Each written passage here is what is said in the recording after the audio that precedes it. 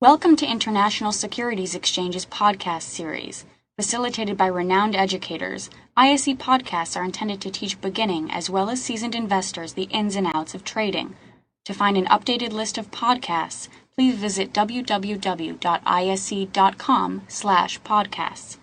Please be sure to listen to our important message following this episode regarding the risks of investing in exchange-traded options.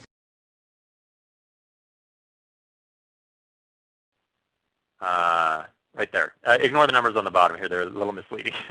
the 24th, 23rd, we're right there, and we were basically just again barely breaking down below 85, but we were still at essentially that support level.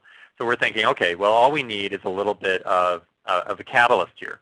Now, we might have been making the same decision the week before, or even later this week, but because we didn't really know when the news was eventually going to come out. But so what traders would do is they would say, well, all right, if there is a breakout to the downside, it's going to be below 85. So if I put an entry order in down at 84.50, we have the same problem, don't we?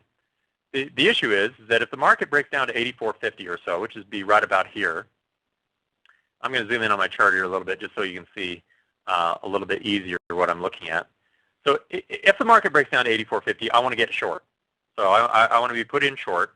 Now there's a good chance in the Forex that trade is going to happen in the overnight market here in North America, because you got London who's coming online in the middle of the night here in North America, and depending on where you are, Asia is online and active in our evening and nighttime as well. There's a lot of trading going on there, so that's where a lot of that movement is going to take place. In this case, it was European news began to emerge, and and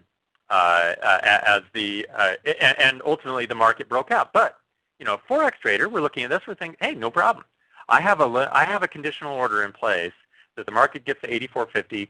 I'm going to get short, and at the same time, I probably want to put another, I probably want to bracket that so that I've got some protection that if the market reverses and goes way back up, that I'm not going to accumulate too many losses. So I want to put a stop loss up above the market. Let's say that I were to put that at 50 pips or 100 pips or whatever. And as you can see, of course, this is the example is we would have been stopped out within a day.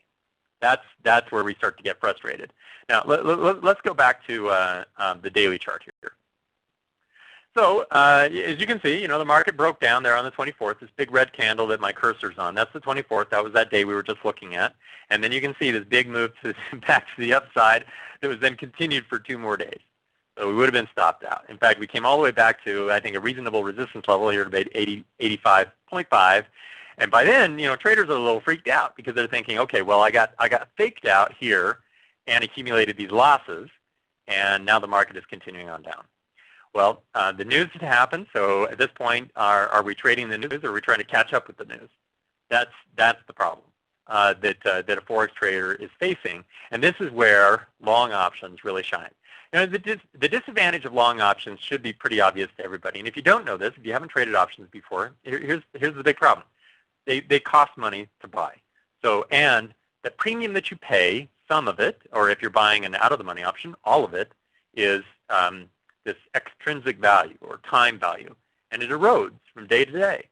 So oftentimes you'll hear traders, they'll look at it and they'll say, well, the problem is I got to pay to buy the option in the first place, and if the market doesn't move anywhere, this time value just starts eroding, and I could, even if the market went perfectly flat, I'm going to accumulate losses.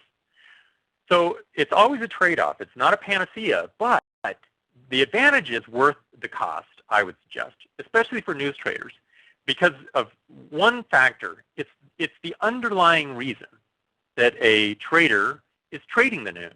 We're not trading the news. We're trading volatility. And we know that volatility is associated with the news. So the problem is we all try to predict what the news is going to say, and it never says what we think. So now, well, I don't know. Sometimes we're pretty close, and the market doesn't go anywhere, and so we just drop it and move out of the trade. But once in a while, and maybe let's say half the time, the volatility is really concentrated on those big events. Here's a for instance. We're coming up now, and by the way, to finish my case analysis here with the dollar yen, what if we had evaluated this, not from the perspective of potentially, just a one-day trade, but we bought this a put option back here on the 13th or somewhere towards the beginning of August. We don't know when the news is going to come out. We know there's probably going to be some news that will introduce volatility in the market. We're consolidated in this really tight range, so we could buy a put, and it gives us the staying power. So we want to buy a put that gives us enough time to be right. So we'll go ahead and buy an expiration that's not expiring in 3 days, but maybe 45 days, 60 days even, that allows the market to break out and move in our favor. So we're giving it flexibility because we have the ability to do that. So just because we have expiration coming up on Friday for September doesn't mean we have to buy an option that expires in September. We can buy an option whose expiration matches our outlook for how long we think we're going to have to wait for this particular move.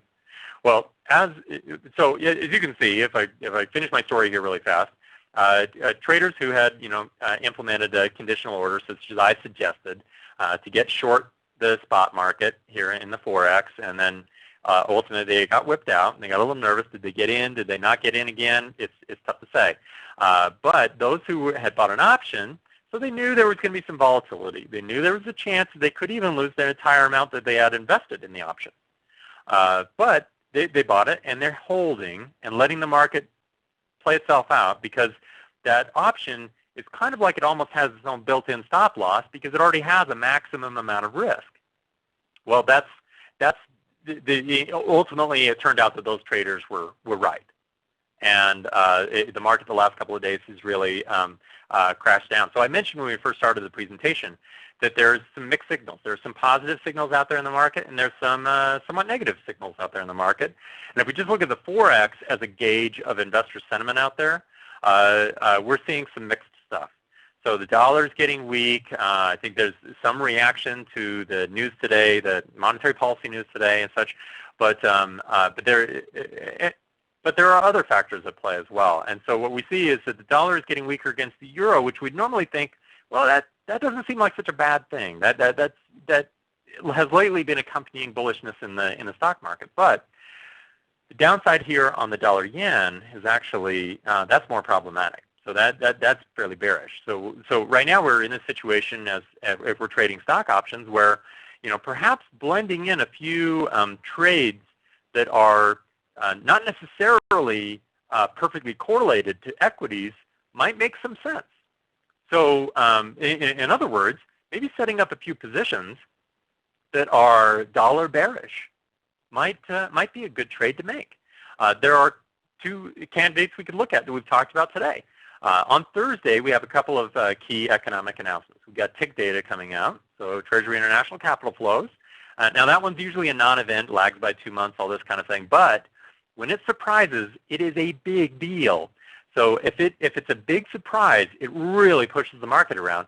Also on Thursday, we have weekly unemployment claims, which again, usually not such a big event. It's very unpredictive of market direction on the whole, except when it really surprises and shocks people.